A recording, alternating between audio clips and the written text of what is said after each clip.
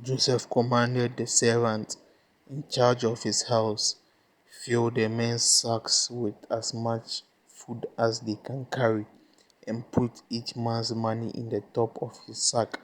Put my silver cup in the top of the youngest brother's sack, together with the money of his corn. He did as he was told. Early in the morning, the brothers were sent on their way with their donkeys. When they had gone only a short distance from the city, Joseph said to the servants in charge of his house, "Hurry after those men. When you catch up with them, ask them, 'Why have you paid back evil for good? Why did you steal my master's silver cup? It is the one he drinks from, the one he uses for divination. You have committed a serious crime.'" When the servant caught up with them, he repeated these words. They answered him, "What do you mean, sir, by talking like this? We swear that we have done no such thing.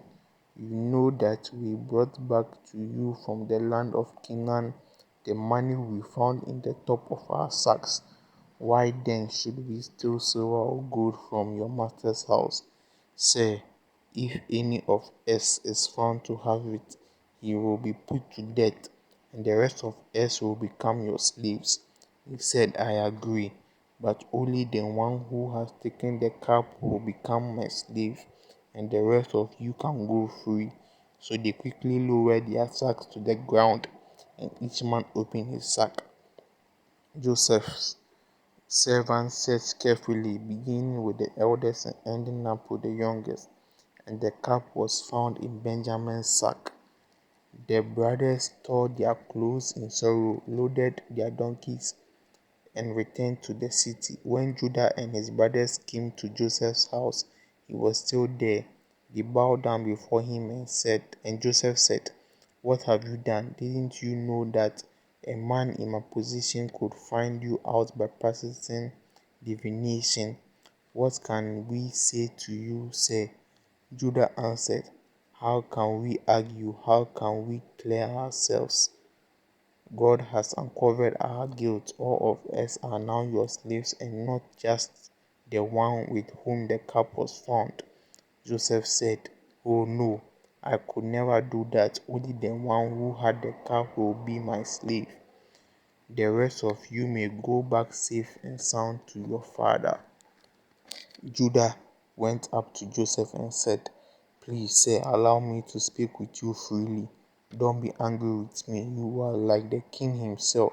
Sir, you asked us, 'Have you got a father or another brother?'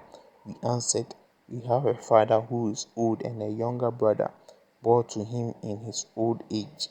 The boy's brother is dead, and he is the only one of his mother's children still alive. His father loves him very much. Sir, you told us to bring him here so that you could see him, and we answered that the boy could not leave his father. If he did, his father would die. Then you said, 'You will not be permitted to my presence again unless your youngest brother comes with you.' When we went back to our father, we told him what you had said. Then he told us to return and buy a little food. We answered, 'We cannot go. We will not be admitted to the man's presence unless our youngest brother is with us. We can go only if our youngest brother goes also.' Our father said to us, 'You know that my wife Rachel bore me only 2 sons. One of them has already left me. He must have been torn to pieces by wild animals, because I have not seen him since he left. If you take this one from me now and something happens to him, the sorrow you would cause me would kill me, old as I am. And now, sir," Judah continued, "if I go back to my father without the boy, as soon as he sees that the boy is not with me, he will die.